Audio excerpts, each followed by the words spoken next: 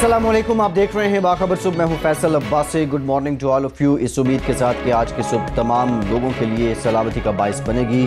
बहुत सी खबरें, बहुत से मामला आज के प्रोग्राम में हम आपके साथ शेयर करेंगे। हमारे नुमाइंदगान मुल्क के मुख्तलिफ शहरों से हमारे साथ मौजूद हैं। लाहौर से जवाद अवान और लाहौर से ही हनीफ खान हमारे साथ मौजूद हैं। पेशावर से रहम यूसुफ जई, कराची से फरीद आलम, इस्लामाबाद स्टूडियोज़ में इकराम होती और senior correspondent 92 news Suhail Iqbal Bhatti साहब भी हमारे साथ मौजूद हैं। तमाम नुमाइंदगान का बहुत शुक्रिया। इंतहाई अहम मामला है, वफाकी हुकूमत ने सरकारी कंपनियों का खसारा ख़त्म करने और कम करने के लिए, कारकर्दगी बेहतर करने के लिए अब मलेशियन और सिंगापुर मॉडल इसको नाफिजुल अमल करने का सोचा है। भट्टी साहब, एक तो ये बताइएगा, ये जो सरकारी कंपनियां हैं इनमें रेगुलेटरीज भी हैं, इनके बोर्ड ऑफ गवर्नर्स भी हैं, उनका क्या होगा? और दूसरा, मलेशियन और सिंगापुर मॉडल है क्या? फैसल, देखिए, वज़ीर-ए-आज़म इमरान खान आजकल बहुत फोकस्ड हैं, स्पेशली चूँकि उनके कौम से किए गए वादे के मुताबिक जो 100 दिनों के अंदर उन्होंने बेहतरियाँ, तब्दीली, इस्लाहात लेके आनी थी, वो टाइम तकरीबन 27 नवंबर तक पूरा होने जा रहा है। इस सिलसिले के अंदर तमाम वजारतों को एक खसूसी तौर के ऊपर मरासले भी इरसाल किए जा चुके हैं कि अपने इन 100 दिनों के दौरान जो उनकी कारकर्दगी थी, जो उनकी अपनी वजारतों में, उनकी वजारतों से मुतल्लिका कंपनियों में जो कुछ इस्लाहात लाई गई, जो उसके नतीजे में जो उसका आउटकम हुआ, वो रिपोर्ट मुफस्सल तैयार की जाए। उसके साथ अब वफाकी हुकूमत ने एक बहुत बड़ा फैसला किया है कि हमारी तकरीबन सरकारी कंपनियां 90 के लगभग जिनकी तादाद है, जिसके अंदर बेशतर कंपनियां खसारे से दो चार हैं और जो कंपनियां मुनाफा बख्श भी हैं, वहाँ पर भी करोड़ों अरबों रुपए की लीकेज है। सरकारी वसाइल का, या जो कंपनी प्रॉफिट कमाती हैं उनका कौमी ख़जाने को उस तरीके से फ़ायदा नहीं पहुँच पाता। मुख्तलिफ मसाइल थे जिसके नतीजे में वजारत ख़जाना, वजारत कानून और SCCP के मबैन मुशावरती इजलास हुए, जिसके बाद अब वफाकी हुकूमत ने हतमी तौर पर फैसला कर लिया है और वफाकी काबीना से इसकी मंजूरी भी हासिल की जा चुकी है, जिसकी सरकारी दस्तावेज हमें मौसूल हुई हैं, जिसके अंदर इस बात की तस्दीक की गई है कि वफाकी हुकूमत ने सरकारी शोबे के अंदर, हमारी सरकारी कंपनियों के अंदर इस्लाहात लाने के लिए सिंगापुर और मलेशियन मॉडल को इम्प्लीमेंट करने का हतमी फैसला कर लिया है। और इसी सिलसिले के अंदर पहला इकदाम जो उठाया गया है वो ये है कि इन्हीं दोनों सिंगापुर और मलेशियन मॉडल की तर्ज के ऊपर एक सरकारी कंपनी, नई सरकारी कंपनी कायम की जा रही है जिसका नाम है सरमाया पाकिस्तान कंपनी। ये कंपनी 500 अरब रुपए के कैपिटल से कायम की जा रही है।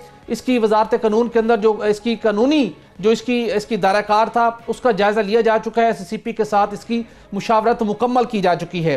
प्लान ये है बुनियादी तौर के ऊपर कि हमारी बेशतर सरकारी कंपनियां जहां पर फाइनेंशियल डिसिप्लिन नहीं है, जहां पर बैड गवर्नेंस है, जो अपने मैंडेट के मुताबिक डिलीवर नहीं कर पा रही, और उसके साथ साथ 25 से 30 से ज़ायद ऐसी कंपनियां हैं जो मुख्तलिफ वजारतों और डिवीजन्स के मातहत चलती हैं और मुख्तलिफ ब्यूरोक्रेट्स को उन कंपनियों का सरबराह तकर्रुर किया जाता है। ये कंपनियां परफॉर्म नहीं कर पा रही और जो कंपनियां कुछ मुनाफा कमाती हैं उस मुनाफे से कौमी खजाने को बराह रास्त कोई बड़ा फ़ायदा नहीं हो पाता। तो लिहाजा सरमाया पाकिस्तान कंपनी कायम करके जितनी सरकारी कंपनियां हैं उन कंपनियों को इस एक कंपनी के मातहत कर दिया जाएगा। और इस बात का कभी इम्कान है, जो वजारत ख़जाना के हुकाम ने इस बात की तस्दीक की है कि सरमाया पाकिस्तान कंपनी जिसका 500 अरब रुपए का कैपिटल के वैल्यू के ऊपर वो कायम की जाएगी, उसके chairman prime minister Imran Khan साहब होंगे। यानी जितनी सरकारी कंपनियां हैं वो फिर इस एक कंपनी के अंडर अम्ब्रेला काम करेंगी और इसके साथ साथ प्राइम मिनिस्टर की हिदायत के ऊपर तमाम सरकारी कंपनियों, जिसके अंदर oil and gas development company OGDCL शामिल है, PPL शामिल है, सुई सदरन है, सुई नॉर्दर्न है, PSO की हम बात कर लें, दीगर कंपनियों की बात कर लें, उन तमाम कंपनियों के बोर्ड ऑफ डायरेक्टर्स की असर-ए-नौ तश्कील की जाएगी। मौजूदा बोर्ड ऑफ डायरेक्टर्स के मेंबरान को फारिग किया जाएगा। ऑब्जेक्टिव क्या है? इसका ऑब्जेक्टिव पहला ये है कि इन कंपनियों को जो खसारे में चल रही थी उनको फौरी तौर के ऊपर मुनाफे के अंदर लेके आना। उसके बाद जब ये कंपनियां मुनाफा बख्श हो जाएंगी तो फिर हुकूमत इन्हीं कंपनियों में से जिन कंपनियों की निजकारी करनी है या कुछ कंपनियों को पब्लिक प्राइवेट पार्टनरशिप के तहत चलाना है, उसका फैसला किया जाएगा। उसके साथ कुछ कंपनियां ऐसी भी हैं जो कि एक SRO के तहत कायम की गई, जिनका जो स्टेटस है वो पब्लिक लिमिटेड कंपनी का नहीं है। उसके लिए वजारत ख़जाना की जानिब से हिदायत जारी कर दी गई हैं कि SCCP के साथ मिलकर फौरी तौर के ऊपर इन कंपनियों का स्टेटस पब्लिक लिमिटेड कंपनी के तौर के ऊपर मुंतकिल किया जाए, जिसके अंदर नेशनल हाईवे अथॉरिटी भी शामिल है। यानी कि अब ये नेशनल हाईवे अथॉरिटी भी आने वाले दिनों के अंदर सरमाया पाकिस्तान कंपनी के मातहत एक कंपनी होगी जिसके ऊपर एक बोर्ड तश्कील दिया जाएगा और इस मरतबा जो बोर्ड ऑफ डायरेक्टर्स की तकर्री की जाएगी वो किसी सूरत सियासी बुनियादों पर नहीं की जाएगी, बल्कि जिस मुतलका कंपनी का जो नया बोर्ड ऑफ डायरेक्टर कायम किया जाएगा उसके अंदर उनकी कैपेसिटी, उनका एक रेलिवेंट एक्सपीरियंस उसकी बुनियाद के ऊपर रेलेवेंट लोगों को इन कंपनियों के बोर्ड ऑफ डायरेक्टर्स में शामिल किया जाएगा। और उसके बाद ये तमाम तर कंपनियां एक कंपनी को जवाब देंगी जिसका नाम मैंने बताया है सरमाया पाकिस्तान कंपनी।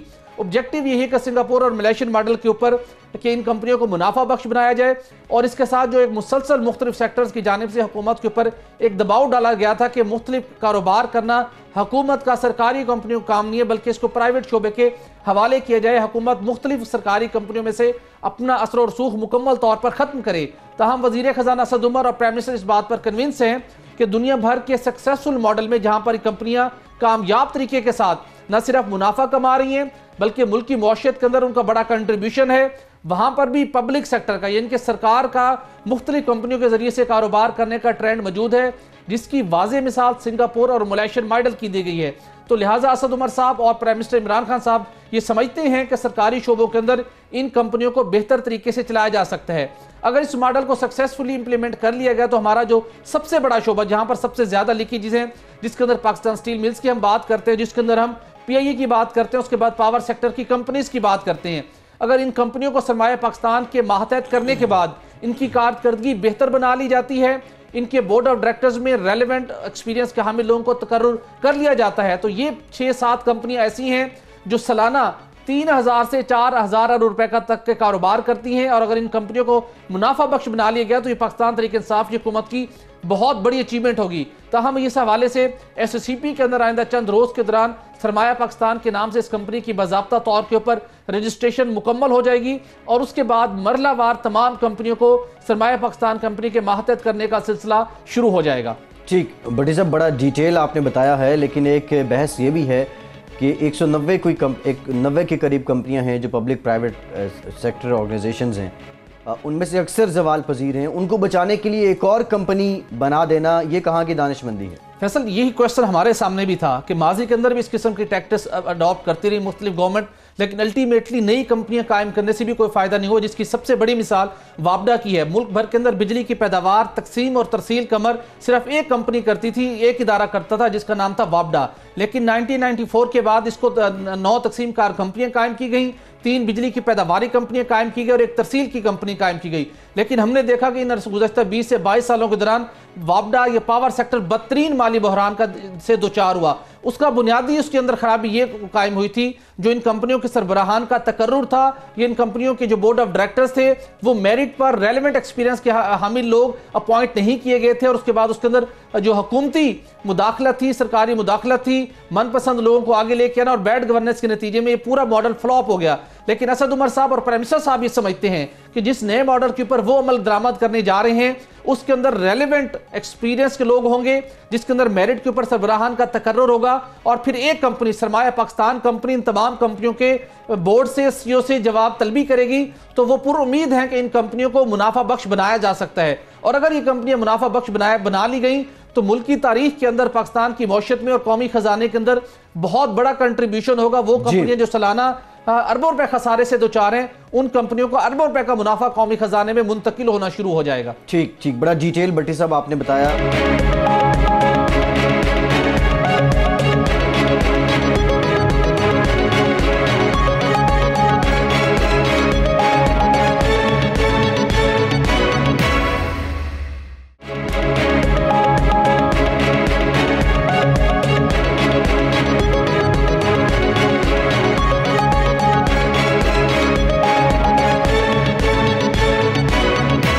पेशावर का रुख करेंगे, रहम यूसुफ से ही हमारे साथ मौजूद हैं। रहम, आपकी खबर है कि केपी के अंदर पिछले 5 सालों में 362 फैक्ट्रियां बंद हुई हैं।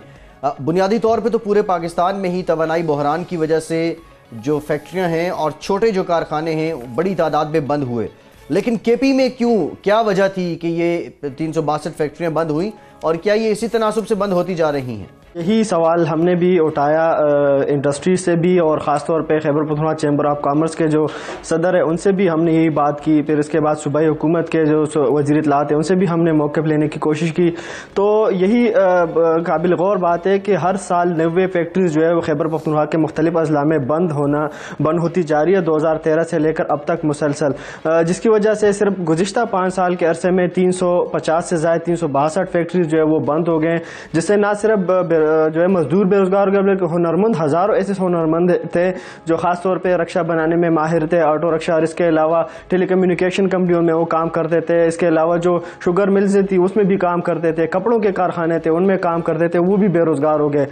इसकी जो बुनियादी वजूहात हमें बताई गई है वो थे, दो बुनियादी वजूहात बताई गई कि सबसे पहले जो 2012 और 2013 से लेकर 2015 तक जो अमन व अमान की सूरत हाल थी वो आज के मुकाबले में कदर बेहतर नहीं थी, जिसकी वजह से उनको भत्ते की पर्चियाँ मौसूल होती थी, उनसे माहाना जो है लाखों करोड़ों रुपए भत्ता लिया जाता था, जिसकी वजह से वो लोग मजबूर हो गए और फैक्ट्रीज बंद हो गई।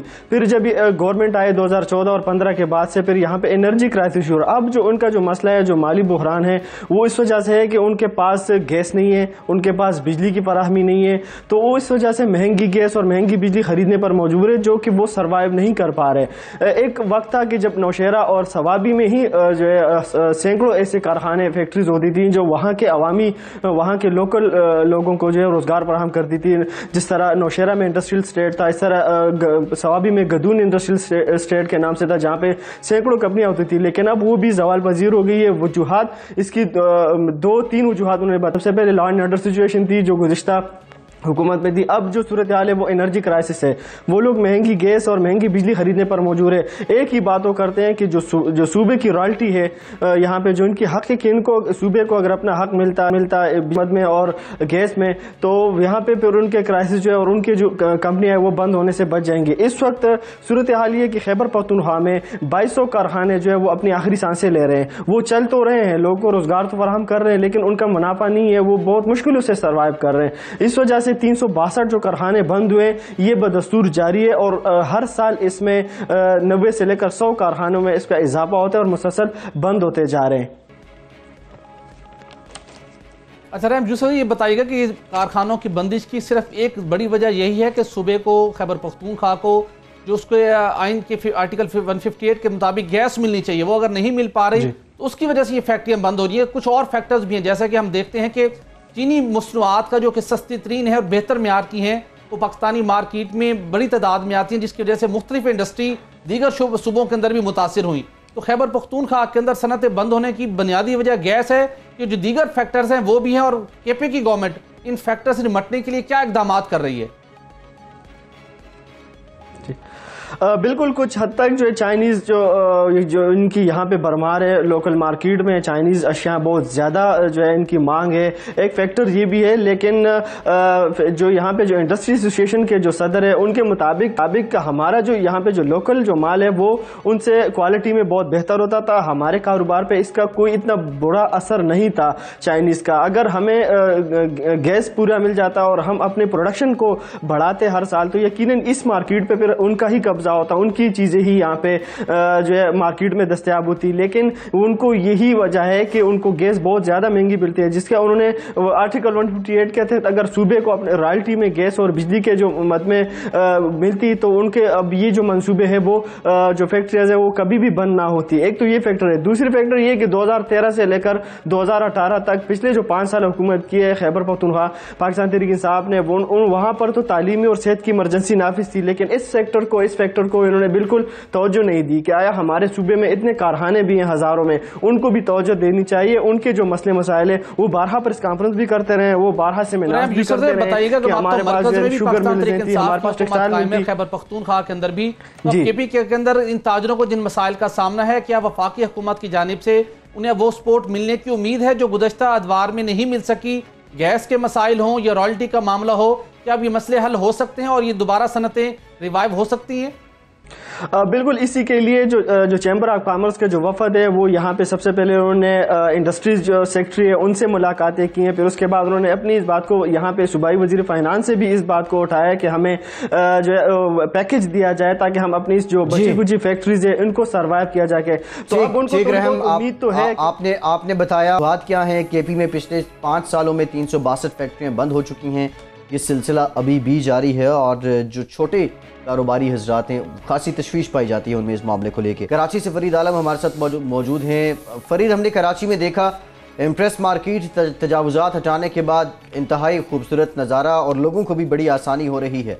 अदालती अहकामात भी हैं, लेकिन कराची में बिलखुसूस जो रिहायशी मकानात हैं और रफाही प्लाट्स हैं जिन्हें तिजारती मकासद के लिए इस्तेमाल किया जा रहा है, उनके खिलाफ कार्रवाई को लेकर सिंध बिल्डिंग कंट्रोल अथॉरिटी क्या कर रही है? जी बिल्कुल, सुप्रीम कोर्ट के अहकामात के बाद जो कराची में सफाई का काम शुरू हुआ है, उसके बाद कराची की सूरत हाल काफ़ी खूबसूरत भी होती जा रही है और साफ़ भी होती जा रही है। हालांकि इस पर कुछ लोगों की जानिब से तहफ़्फ़ुज़ात का भी इजहार किया जा रहा है, लेकिन शहरियों की जानिब से इसे बड़ा खुश आइंद करार दिया जा रहा है। सुप्रीम कोर्ट ऑफ पाकिस्तान ने जब अपनी आखिरी हेयरिंग के अंदर तमाम इदारों को हिदायत की थी, KMC के साथ सिंध बिल्डिंग कंट्रोल अथॉरिटी, इदारा तरक्यात कराची, LDA, MDA, कंट्रोलमेंट बोर्ड, कि आप अपने अपने एरियाज़ के अंदर जो भी आपके हदूद हैं उसके अंदर तमाम तजावाज़ात को साफ करने के साथ साथ ग्रीन बेल्ट्स, रफ़ाई प्लाटों पे जो तिजारती सरगर्मियाँ चल रही हैं उनको ख़त्म करें, पार्कों के अंदर जो तिजारती सरगर्मियाँ चल रही हैं उनको ख़त्म करें। और कल भी उन्होंने इस बात की हिदायत की है। लेकिन जब ये ऑपरेशन शुरू हुआ तो सिंध बिल्डिंग कंट्रोल अथॉरिटी और KMC की और KDA, इन तीनों ने मिलकर ऑपरेशन शुरू किया। KMC तो खैर मेयर कराची जो इस वक्त काफ़ी पुरअज़म नज़र आ रहे हैं, वो तो काम कर रहे हैं, लेकिन KDA और सिंध बिल्डिंग कंट्रोल अथॉरिटी उस तरह काम नहीं कर रही जिस तरह के उन्हें हिदायत की गई थी। सिंध बिल्डिंग कंट्रोल अथॉरिटी और KDA की मिली भगत की वजह के अफसरान की मिली भगत की वजह से गुज़िश्ता 20-25 साल के दौरान कराची की जो रिहायशी इलाके हैं उनके अंदर बड़े पैमाने पर तिजारती काम की सरगर्मियाँ जारी हैं। 80, 120 गज, 240 गज, 400 और 600 गज के जो मकानात हैं, इसके अंदर ना सिर्फ दुकानें बनाई जा रही हैं बल्कि शॉपिंग सेंटर, शादी हाल, स्कूल, रेस्टोरेंट, कार मैकेनिक की दुकानें, सर्विस सेंटर और मोटरसाइकिल मार्केटें कायम कर दी गई हैं, जिसकी वजह से इन इलाकों में जो है बड़े शदीद किस्म के नौयत के मसाइल पैदा हो चुके हैं। शहरियों को बड़ी मुश्किलात का सामना करना पड़ रहा है। देखें, हर इलाके के अंदर कमर्शियल एरिया मौजूद है और कमर्शियल एरिया के अंदर ही कारोबार किया जा सकता है। जब ये मकानात बने थे, KDA ने जब कराची को डेवलप किया और उसके अंदर जब स्कीमें बनाई इन्होंने, तो हर एरिया के अंदर उन्होंने कमर्शियल एरियाज़ रखे हुए, हर के सेक्टर के अंदर उन्होंने कमर्शियल एरियाज़ रखे हुए। लेकिन इन अफसरान ने क्या किया, 20-22 साल के दौरान तमाम लोगों ने रिहायशी प्लाट के अंदर मालकान से मामला तय किए, जो उनके साथ एक्स्ट्रा लैंड थी या एक्स्ट्रा लैंड नहीं थी, जो मकानात थे, जो बंगले थे, उनको बड़े पैमाने पर पहले तो इन्होंने स्कूलों में तब्दील करना शुरू किया, जिसकी वजह से जो स्कूल बनता है, जब एक 80 गज के मकान में या 120 गज के मकान में या 200 गज के मकान में जब स्कूल बना दिया जाता है, तो उसके बाद वहाँ पर एक अजीब और गरीब कैफियत पैदा हो गई। अच्छा फरीद आलम, कराची के अंदर ये प्रैक्टिस तो बड़े पैमाने पर थी, लेकिन सुप्रीम कोर्ट ऑफ पाकिस्तान और वाटर कमीशन की हदायत के बावजूद, अहकामात के बावजूद, कौन से ऐसे बासर अफसरान हैं जो ऐसी गैर कानूनी इमारतों के खिलाफ कार्रवाई में रुकावट हैं? और क्या वज़ीर आला सिंध ऐसे मामलात की कोई पूछ-गुछ नहीं करते जहाँ पर सुप्रीम कोर्ट ऑफ पाकिस्तान के वाज़ेह अहकामात हो और उनके मुतल्लिका इदारे कोई कार्रवाई ना कर रहे हो? जी बिल्कुल ऐसा ही है। 2013 में पहली मरतबा सुप्रीम कोर्ट ने जो है गैर कानूनी तामीरात और तिजारती सरगर्मियों पर नोटिस दिया था और अहकामात जारी किए थे, लेकिन हुकूमत सिंध की जो कारकर्दगी है वो तो आप सबके सामने। हुकूमत सिंध ने इस पर बिल्कुल तवज्जो नहीं दी और हुकूमत सिंध के जो मंजूर नज़र अफसरान थे उस ज़माने में मंजूर कादिर काका साहब, उनके दौरान जब वो SBCA के DG थे, शहर में बड़े पैमाने पर रिहायशी प्लाटों के ऊपर कमर्शियल एक्टिविटीज़ की गई। रिहायशी मकानात पर 8-8 मंजिला, 6-6 मंजिला इमारतें तामीर की गई और उनको पोर्शन बना के फरोख्त किया गया। उसके बाद ये जब सुप्रीम कोर्ट ने मजीद एक्शन लिया, 2014 के अंदर नैब ने इस पर कार्रवाइयाँ करना शुरू की, अफसरान को पकड़ना शुरू किया, तो सिंध गवर्नमेंट ने वफाकी हुकूमत और के खिलाफ जो है एक प्रोपेगेंडा शुरू कर दिया कि वफाक जो है सूबाई मामलात में मुदाखलत कर रहा है और उन्होंने अपने अफसरान को जो गैर एलानिया तौर पर जो वफाकी तहकीकाती इदारे थे उनके अब दफ्तरों में दाखिले पर पाबंदी लगा दी, बल्कि जो उनके सिंध गवर्नमेंट के मातहत इदारे थे उनके जरिए वफाकी इदारों पर कार्रवाई करा दी। पिछले 2 साल कबल जब FBI ने टैक्स की कलेक्शन के लिए सिंध गवर्नमेंट के मुख्तलिफ इदारों पर कार्रवाई की, तो वज़ीर आला सिंध ने FBI के ऊपर कार्रवाई करवा दी, उनके अफसरान के खिलाफ उनकी बिल्डिंगों को सील करवा दिया था। ये सिलसिला उसी वक्त से चल रहा है। सरकारी सिंध हुकूमत की सरपरस्ती के अंदर शहर के अंदर जो कुछ भी हुआ इन 14-15 साल के दौरान वो आपके सामने। आज सुप्रीम कोर्ट के जब अहकामात हैं तो जब सिंध बिल्डिंग कंट्रोल अथॉरिटी से इस बारे में हम बात करते हैं कि आपको भी अहकामात दिए गए थे कि आप फौरी तौर पर शहर में जो रिहायशी प्लाट है, रफ़ाई प्लाट है, इनमें जो तिजारती सरगर्मियाँ हो रही है, आपकी जिम्मेदारी है, नक्शा आप पास करते हैं, आप इनको जाके बंद करवाएं। तो पिछले दिनों सिंध बिल्डिंग कंट्रोल अथॉरिटी ने अल्लामा इकबाल रोड, खालिद बिन वलीद रोड और सर सैयद रोड पे कार्रवाई की। उसके जो रिहायशी मकानात थे उसके अंदर कार शोरूम्स वगैरह खुले हुए थे, एक बहुत बड़ा रेस्टोरेंट खुला हुआ था, उसको उन्होंने सील कर दिया जाके, लेकिन कुछ दिन के बाद वो दोबारा खुल गया। अब इन्होंने जो है, हमने जब एक खबर शाया की थी 2 दिन पहले कि रिहायशी मकानात के अंदर जो है मोटरसाइकिल मार्केटें और शोरूम्स कायम है, स्कूल्स कायम है और उस पर सिंध बिल्डिंग कंट्रोल कार्रवाई नहीं कर रहा, तो DG SBCA ने जो इफ्तिखार कायम खानी ने 2 दिन पहले एक लेटर जारी किया है जिसमें उन्होंने दस्तगीर के इलाके में जो रिहायशी मकानात हैं उसके अंदर जो तिजारती सरगर्मियाँ की जा रही हैं उनको फौरी तौर पर बंद करने के अहकाम दिए। अदम अगर अहकाम पर अमल दरामद ना करने की सूरत में उन्होंने मकानात को सील करने के भी अहकाम दिए। लेकिन इसमें जो सबसे बड़ी बात यह है कि ये जो तिजारती सरगर्मियाँ की जा रही हैं ये KDA और SBCA के अफसरान जो इलाके के डिप्टी डायरेक्टर्स होते हैं ये इनकी सरपरस्ती में की जाती है। जो स्कूल बनते हैं ये इनकी सरपरस्ती में की जाती है। अब स्कूल जो बना हुआ है वो रिहायशी प्लाट पे बना है लेकिन वो कारोबार कर रहा है। वहाँ पर जब छुट्टी का टाइम होता है स्कूलों की या कॉलेजेस की या शाम में जब शादी हाल में लोगों की तकरीबात हो रही होती है उस वक्त वहाँ पार्किंग के साथ इतना दाम हो जाता है कि लोग अपने घरों में महसूर हो जाते हैं। जो रिहायशी इलाकों में दुकानें बनी हुई हैं जिनकी वजह से लोग अजियत में मुब्तला हैं, वो दुकानें खुलती हैं, वहाँ पर रात गए तक दुकानें खुली रहती हैं, वहाँ पर अजीब किस्म के लोग होते हैं, दुकान बंद हो जाती है तो वहाँ नशों का इस्तेमाल होता है। नॉर्थ कराची सेक्टर 11E के अंदर मुतअद्दिद मरतबा हमने निशानदेही की इनको के रिहायशी मकानात 40-50 मकानात इन्होंने एक्स्ट्रा लैंड पे कब्जा करके मोटरसाइकिल मार्केट बनाया। आपने अपडेट किया कि कराची के अंदर रिहायशी इमारतें, रफाही प्लाट जो हैं वो भी कारोबारी मकासद के लिए इस्तेमाल हो रहे हैं, हालांकि अदालती अहकामात हैं और इस सब के बावजूद सिंध बिल्डिंग कंट्रोल अथॉरिटी इस पर अमल दरामद नहीं कर रही है।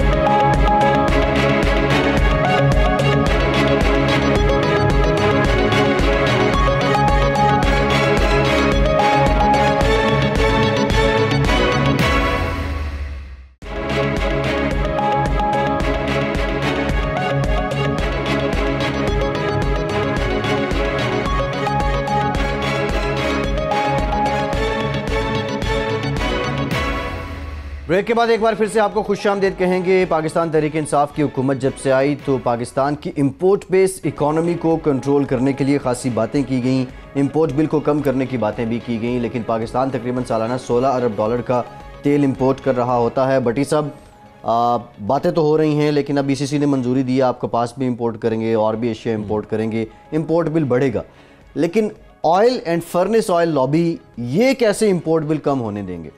फैसल, देखिए, हमारे ज़र मुबादला के ज़खायर और हमारा करंट अकाउंट डेफिसिट, ज़र मुबादला ज़खायर को बेहतर बनाने और करंट अकाउंट डेफिसिट को कंट्रोल करने के लिए प्राइम मिनिस्टर इमरान खान साहब, उनकी टीम दिन रात कोशिशें कर रही है। असद उमर साहब भी कोशिशें कर रहे हैं, अगरचे कि कोई बड़ा ब्रेक थ्रू अभी तक नहीं मिल पा रहा। उन्होंने इस मामले से निपटने के लिए, यानी ज़र मुबादला के ज़खायर को बेहतर बनाने के लिए और करंट अकाउंट का जो खसारा है उसको कम करने के लिए, हमने देखा कि रिसेंटली उन्होंने मुख्तलिफ इम्पोर्टेड अशिया के ऊपर रेगुलेटरी ड्यूटी के ऊपर इजाफा किया और इस बात के अदा किया कि हमने अपनी इंपोर्ट्स को कम करना है। ताहम दूसरी जानिब कुछ ऐसी बाअसर लॉबीज़ मौजूद हैं जो इन तमाम तरह हुकूमती काविशों के बावजूद मुख्तलिफ ब्यूरोक्रेट्स के ज़रिए से अपनी कारीगरी है वो दिखा रहे हैं, जिसके नतीजे में कौमी ख़जाने के ऊपर बड़ा भारी बोझ पड़ा है।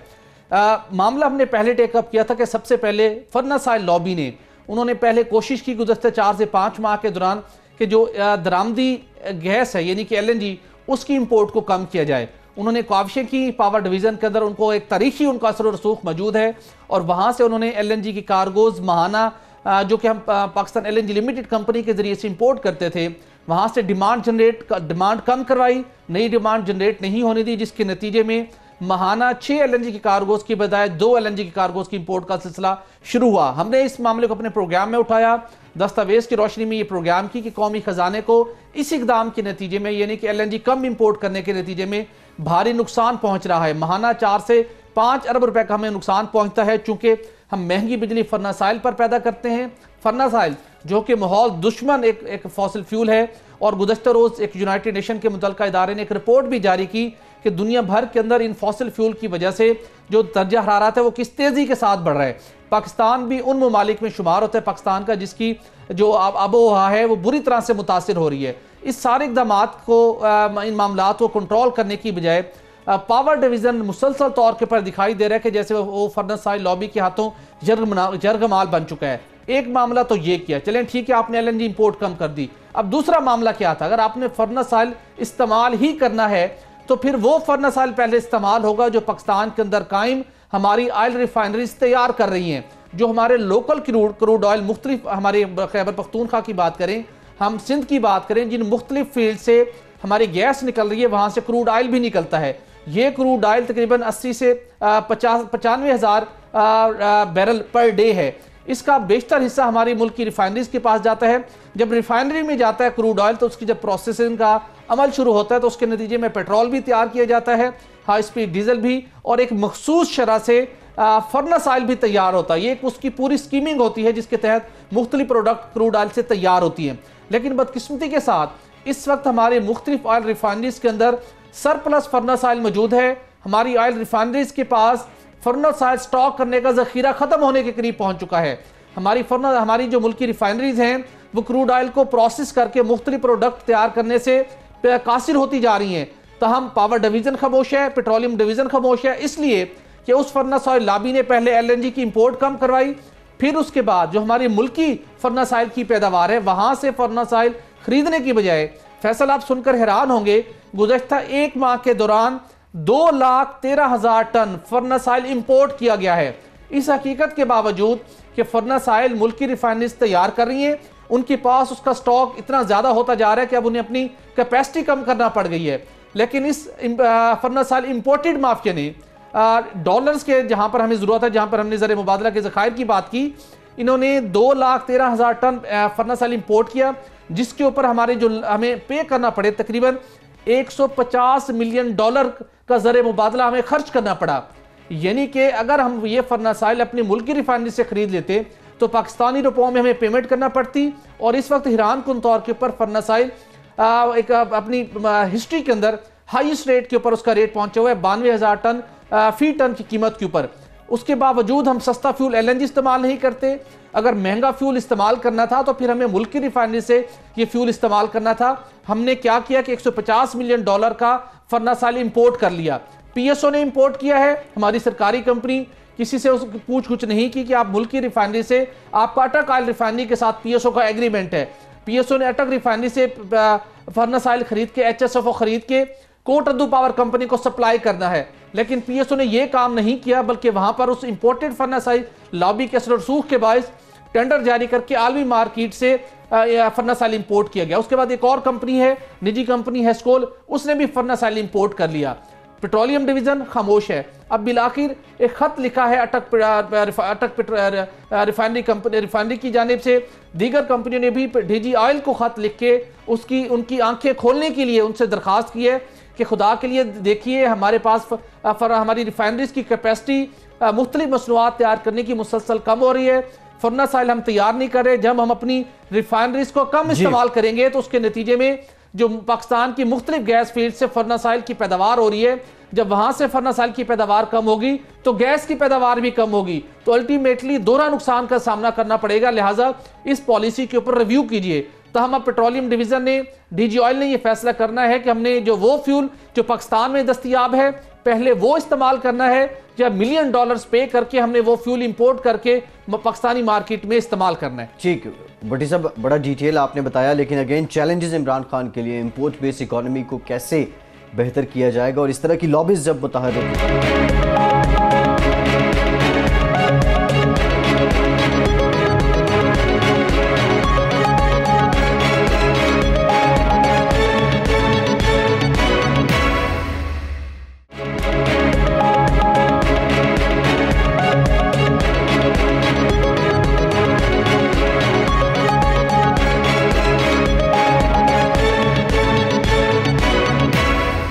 एक और इंतहाई अहम मामला है, और 1 अरब रुपए की लागत से 1 अरब रुपया लगा के जो है वो land water transport company Punjab में बनाई गई महकमा आबपाशी के मातहत की कंपनी थी। इस वक्त भी इसके एसासे 1 अरब के हैं, लेकिन इस कंपनी को बंद कर दिया गया और अब इसके एसासों को कोई ऑन नहीं कर रहा है। रोज़नामा 92 न्यूज़ में भी ये खबर पब्लिश हुई है। हनीफ खान लाहौर से हमारे साथ मौजूद हैं। हनीफ, आपकी ये खबर है 1 अरब के एसासा जात हैं, टूरिज़्म कॉरपोरेशन भी इसको नहीं ऑन कर रही, महकमा आबपाशी भी नहीं कर रहा, वजह क्या है? जी, ऐसा है कि जब पीपल्स पार्टी की हुकूमत 2008 में आई तो उन्होंने एक मंसूबा शुरू किया कि मुल्क में माहौलियाती आलूदगी को कम करने और ट्रैफिक के बहाव को कम करने के लिए दरियाए सिंध में मालबरदार कश्तियाँ चलाई जाएँ। उन्होंने इब्तदाई तौर पे इस पर पेपर वर्क कर रहे थे तो उन्होंने अचानक ये पेपर वर्क बंद कर दिया और 18वीं तरमीम के साथ ही ये मंसूबा पंजाब हुकूमत के सुपुर्द कर दिया। उस वक्त के वज़ीर आला पंजाब शहबाज शरीफ के सुपुर्द जब ये मंसूबा किया गया तो उन्होंने एक इनलैंड वाटर ट्रांसपोर्ट कंपनी बना दी। उस कंपनी के ज़िम्मे ये मंसूबा दिया गया कि वो मालबरदार कश्तियाँ दरियाए सिंध में चलाएंगी। उस सिलसिले में उस company inland water transport company को वाफर मिकदार में फ़ंड्स भी जारी किए गए, वसाइल भी जारी किए गए। उन्होंने मुख्तलिफ़ कश्तियाँ भी ख़रीदी, टग बोट ख़रीदी, फ़ाइबर ग्लास बोट ख़रीदी, रेस्क्यू बोट्स ख़रीदी और दादू खेल से अटक तक काम भी किया और दादू खेल में एक इमारत भी तमीर की। लेकिन जब तमीर करने के बावजूद ये मंसूबा मुकम्मल तौर पर नाकाम हो गया और ये मंसूबा ऑपरेट नहीं हो सका। जब ये मंसूबा ऑपरेट नहीं हो सका और कश्तियाँ भी इसी तरह पड़ी हुई थी तो इस दौरान पंजाब में कंपनीज़ का स्कैंडल आया, जिसमें साफ़ पानी कंपनी का भी था और दीगर कंपनीज़ का भी था। मौजूदा हुकूमत में जब इस आला सतही एक कमेटी बनी जिसमें एडिशनल चीफ सेक्रेटरी थे, सेक्रेटरी ख़जाना हैं और महकमा आपाशी के अफसरान हैं, tourism development corporation of Punjab के अफसरान हैं, इनका इजलास हुआ तो महकमा आपाशी ने कहा कि ये मालबरदार कश्तियाँ टग बोट्स, फाइबर ग्लास बोट्स और रेस्क्यू बोट्स जो हैं उसको टूरिज़म डेवलपमेंट कॉरपोरेशन अपने ज़िम्मे ले ले, क्योंकि महकमा आपाशी के पास तो ये बेकार हैं, बिल्कुल ज़ेर इस्तेमाल नहीं आ सकती, लिहाजा टूरिज़म डिपार्टमेंट ये अपने इस्तेमाल में ला सकते हैं। इसको मुल्की व गैर मुल्की जब सियाहत आते हैं उनके लिए ये कश्तियाँ तफरी का समा पैदा कर सकती हैं। जब ये इजलास हुआ तो टूरिज़म डेवलपमेंट कॉरपोरेशन ने इस भारी मालियत यानी कि 1 अरब रुपये से ज़ायद मालियत की जो कश्तियाँ और दीगर साजो सामान हैं उनको लेने से इनकार कर दिया। उन्होंने कहा कि ये हम नहीं ले सकते। जब एडिशनल चीफ सेक्रेटरी ने कहा कि आपने ये साजो सामान देखा है या आप क्यों नहीं ले रहे ना, तो जिस पर टूरिज़म डेवलपमेंट कॉरपोरेशन ने ना हाँ का जवाब दिया ना का जवाब दिया। तो एडिशनल चीफ सेक्रेटरी फिर इंसिस्ट किया जब आपके इस्तेमाल आ सकती हैं तो आप इनको ले क्यों नहीं रहे। लेकिन इसके बावजूद टूरिज़म डेवलपमेंट कॉरपोरेशन के एमडी जो हैं अहमद मलिक साहब, उन्होंने बिल्कुल कोई जवाब नहीं दिया। तो जिस पर एडिशनल चीफ सेक्रेटरी ने इनको हदायत की कि टूरिज़म डेवलपमेंट कॉरपोरेशन को जाएं, आप मौके पर विज़िट करें, कश्तियाँ देखें और कोशिश करें कि इनका कहीं ना कहीं यूटिलाइज़ हो सके।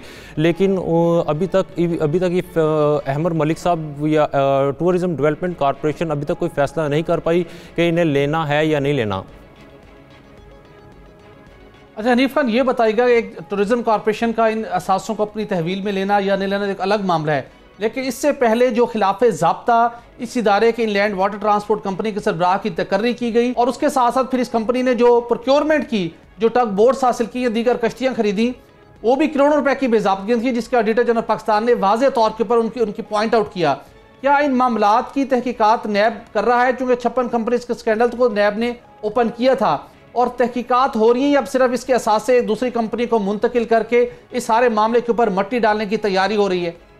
जी भट्टी साहब, ऐसा है कि नैब ने इस केस को अपने पास अंडर इन्वेस्टिगेशन ज़रूर रखा हुआ है। इस हवाले से जो महकमा आपाशी पंजाब है उनके जो अफसरान हैं उन्होंने नैब को ख़त लिखा है कि इस कंपनी के हवाले से हम क्या करें। तो नैब की तरफ से जवाब आया कि अभी आप हमें सिर्फ कंपनी के जो सरबराहान हैं और जो अहम पोस्ट पे तैनात थे उनके एड्रेस दे दें और उनकी तनख्वाहों की जो उनको जो सैलरीज़ और दीगर मुराद दी हैं उनकी तफसीलात दे दें, ज़रूरत पड़ी तो हम खुद रब्ता कर लेंगे। लेकिन ये केस नैब के पास ज़रूर है, लेकिन अभी तफ्तीश का बाकायदा आगाज़ नहीं हो सका है। तो तफ्तीश का आगाज़ नहीं हो सका, तो इसके साथ अब क्या एक्सपेक्ट किया जा रहा है कि अगर ट्रेड डेवलपमेंट कॉरपोरेशन अगर इनके असासे हासिल नहीं करती तो क्या इनके तमाम असासों को इनकी ऑक्शन कर दी जाएगी या किसी और इदारे को पंजाब हुकूमत की किसी और इदारों को ये तमाम असासे मुंतकिल होने का कोई इम्कान दिखाई देता है आपको? देखिए ऐसा है कि सिर्फ़ और सिर्फ ये जो एसेट्स हैं ये टूरिज़म डेवलपमेंट कॉरपोरेशन के इस्तेमाल में ही आ सकते हैं और कोई डिपार्टमेंट तो नज़र नहीं आ रहा। इसीलिए एडिशनल चीफ सेक्रेटरी और सेक्रेटरी ख़जाना और महकमा पाशी और टूरिज़म डेवलपमेंट कॉरपोरेशन की जो अफसरान हैं उनका इजलास हुआ और इसीलिए tourism development corporation of Punjab पर जोर दिया जा रहा है कि ये वो अपने ज़िम्मे ले लें और इसकी कोई अदायगी भी ना करें, लेकिन वो अपने ज़िम्मे ले लें ताकि ये किसी इस्तेमाल में आ सके और कौमी ख़जाने से भारी रकम को के ज़िया होने से बचाया जा सके। ठीक हनीफ खान, लेकिन सबसे बड़ा सवाल कि रुपया इस कंपनी के असासजात हैं 1 करोड़ रुपए के, उनका क्या होगा? वो पाकिस्तान के अवाम के पैसों से बने हैं। इकराम होती साहब, आपकी तरफ आऊँगा। पाकिस्तानी सिस्टम चीनी सरमायाकारों को तकलीफ देने लगा है और आप साहिवाल कोल पावर प्लांट का भी आप तस्करा कर रहे हैं, इस पर ज़रा बताइएगा क्या हो रहा है यहाँ? जी, आज से कोई 6 महीने पहले पाकिस्तान में जो चीनी मंसूबे लग रहे हैं उनके बारे में एक ब्रीफिंग दी गई सी पैक के तहत। अब इस ब्रीफिंग के दौरान मुझे जो साहिवाल कोल पावर प्लांट है उसके जो सीईओ हैं जो चाइना से आए थे खास तौर पे इस कॉन्फ्रेंस के लिए, उनसे मुलाकात का मौका मिला। मैंने उनसे पूछा कि आपको कोई प्रॉब्लम तो पाकिस्तान में पेश नहीं आ रहा है? तो उन्होंने कहा कि एक बहुत बड़ा प्रॉब्लम है और वो हमें पेश आ रहा है और हम हुकूमत को बार बार बता रहे हैं कि ये प्रॉब्लम बहुत बड़ा है हमारे लिए। मैंने कहा कि आप उसकी डिटेल बताएं, तो उन्होंने वो डिटेल ना बताई। अब वो डिटेल कल आ गई है सामने एक मीटिंग में, और वो डिटेल ये है कि पाकिस्तान जो साहिवाल कोल पावर प्लांट है ये साउथ अफ्रीका से, जनूबी अफ्रीका से अपने लिए कोयला मंगवाता है और ये पोर्ट कासम की एक जेटी इनको दी गई है जहां पे ये कोयला उतरता है। यहां पे एक लेबर यूनियन है जो इनसे बजिद है कि इसमें आप हमारे 1500 बंदे भर्ती करें। उन्होंने कहा कि हमें सिर्फ 84 बंदे चाहिए यहां पर। वो बार बार ये तकाजा करने लगे कि नहीं, इस पर 1500 बंदे आप लगाएं, और ये काम वो तकरीबन 1 साल से उनके साथ हो रहा है। जब गुज़िश्ता जून में इनको इनकी तनख्वाह रुक गई, वो तनख्वाह इसलिए रुक गई कि लेबर यूनियन ये कह रही थी कि भाई ये तनख्वाह हमें दें, हम इसको कैश में बैंक के जरिए भी नहीं, हम इसको अपनी मर्जी से मजदूरों में तकसीम करेंगे और वो उसमें से भत्ता लेते हैं और वो 1500 मजदूरों की दें। बिल आखिर ये कोई बीच में पढ़ के मुख्तलिफ अदारों ने उस मामले को हल कराया और जून से लेकर सितंबर तक के पैसे तो रिलीज कर दिए गए। अब जो आगे अब तनख्वाह थी वो बंद हो गई क्योंकि उन्होंने कहा कि हमें दें। उन्होंने एक चेक उनको टीसीएस के जरिए भेज दिया और कहा कि भाई ये चेक ले लें। अब उनका तो अकाउंट नहीं है और वो चेक के जरिए लेना नहीं चाहते। वो चेक के जरिए इसलिए नहीं लेना चाहते कि वो जो है वो चेक नाम होगा मजदूरों के, उसमें हर मजदूर की तनख्वाह लिखी होगी और फिर वो किसी और को दे नहीं सकते क्योंकि वो जो मुख्तलिफ नकली किस्म के, जाली किस्म के मजदूरों के नाम उनके पास है, उनके जरिए ये पैसे तकसीम करते हैं और उसमें से भत्ता लेते हैं। ये मामला उस कंपनी को अब पड़ गया है। अब लेबर यूनियन ये जोर लगा रही थी कि भाई इस लेबर यूनियन को यहां से निकाला ना जाए। उन्होंने जब देखा कि वो हमारे कहने के मुताबिक नहीं चल रही है कंपनी, तो उन्होंने अदालत में मुकदमा कर दिया कंपनी के खिलाफ। अब वो अदालत में दिसंबर की 1 तारीख को वो मुकदमा सामने आ रहा है, उस पर सुनवाई होगी। अब अगर यूनियन के खिलाफ फैसला हो गया तो वहां पे हड़ताल होने का खदशा है, कंपनी के खिलाफ फैसला हो गया तो कंपनी को मसला है। हमने मालूम किया कि ऐसे किस्म के मसाइल क्या दूसरी चीनी कंपनियों के साथ भी पेश आ रहे हैं, तो पता चला कि चीनी कंपनियों ने, मुख्तलिफ कंपनियों ने बीजिंग को खतूत लिखे हैं कि पाकिस्तान में लेबर यूनियन का जो सिस्टम है ये ऑर्गेनाइज नहीं है। ये बजाय इसके कि अपने मुल्क में जो सरमाया लग रहा है, मंसूबे लग रहे हैं, उनकी मदद करें, उसमें रुकावटें पैदा कर रहे हैं। इससे मुतालिक जितने भी डिपार्टमेंट हैं, फेडरल हो या सूबाई हो, उनको वो चिट्ठी लिख। बहुत शुक्रिया इकराम होती साहब, बहुत शुक्रिया आपका। सोहेल इकबाल भट्टी साहब आपका, दीगर शहरों से हमारे जो नुमाइंदगान मौजूद थे उनका भी बहुत शुक्रिया। फैसल अब्बासी को आज के प्रोग्राम से इजाजत दीजिए।